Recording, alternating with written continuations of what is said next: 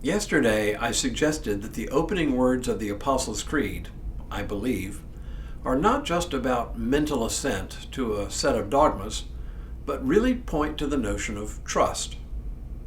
Today, we begin to explore who or what it is we actually trust. Hello, I'm Stuart Baskin, pastor of First Presbyterian Church of Tyler, Texas, and this is your daily devotional for Tuesday, June 17th, 2025. I believe in God the Father. For many of us, saying these opening words of the Apostles' Creed bring great comfort. Others of us find the word Father to be a bit of a stumbling block, though, either because their relationships with their own fathers were problematic at best and abusive at worst, or else because it can lead to the false idea that God is male. All I can say is that while my own father was anything but perfect, it's not a stumbling block to me. But I can understand those whose relationships with their fathers placed a permanent stain on the notion of fatherhood. And while I don't think of God as male, it's certainly true that many people do, and it distorts not only their understanding of God, it also has the terrible effect of elevating males over females in their understanding of what it means to be human. Acknowledging those two cautionary notes, the question is, what are we saying when we begin the Apostles' Creed with, I believe in God the Father Almighty? Turns out we're saying a lot. And it has nothing to do with elevating men over women or excusing abusive fathers. It has to do with relationship. It begins with the relationship between the earthly Jesus and the great God of heaven, whom he called Father. Not only his Father, but ours as well. Here's just a snippet of the Sermon on the Mount. Beware of practicing your piety before others in order to be seen by them, for then you have no reward from your Father in heaven. He goes on to caution against conspicuous acts of piety, which are intended more as public displays of piety than as true piety, almsgiving, praying, and fasting.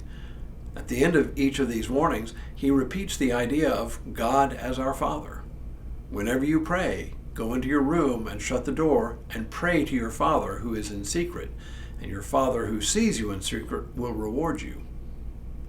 Jesus also refers to God as his Father. The most poignant example of this is in his prayer in the Garden of Gethsemane. In the Gospel of Mark, we read, "And going a little farther, he threw himself on the ground and prayed that, if it were possible, the hour might pass from him. He said, Abba, Father, for you all things are possible. Remove this cup from me. Yet not what I want, but what you want." All of this speaks to a kind of relationship, an intimate relationship. Look, there are lots of ways to imagine God. Some imagine God as a kind of cosmic clockmaker or engineer who constructed the universe, set it on its merry way, but now just sits back, a detached, unknowable figure with whom we have no relationship. The closest one can come to knowing God for this kind of idea is by observing the marvel of the created order. There is little emotion in this relationship to speak of. Others imagine God as a stern and angry judge or potentate, watching our every move and ready at any moment to strike us down for our misdeeds. The closest we come to God is the feeling of a small child being caught doing something naughty and receiving punishment. Fear and even loathing are the emotions this image evokes.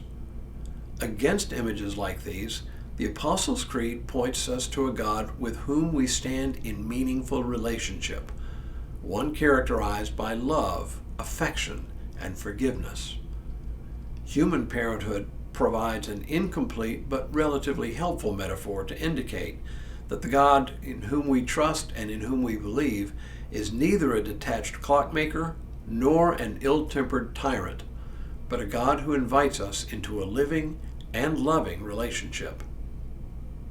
As with all good parents, this relationship does not condone everything we do. We all did and continue to do plenty of things our parents weren't pleased with. And our children and our grandchildren also manage to do things we disapprove of. But we continue to love each other nevertheless. In the same way, God need not condone our every action in order to love and care for us. What does that love and care look like? Well, that's what the rest of the Apostles' Creed helps us flesh out. For now, it's enough to know that this opening portion of the Creed points us to a God who cares and who wants to be in relationship with us. Tomorrow, not just any God, but the Creator of all that exists. But for now, may God continue to bless you and keep you in all that you do this day and in all the days ahead.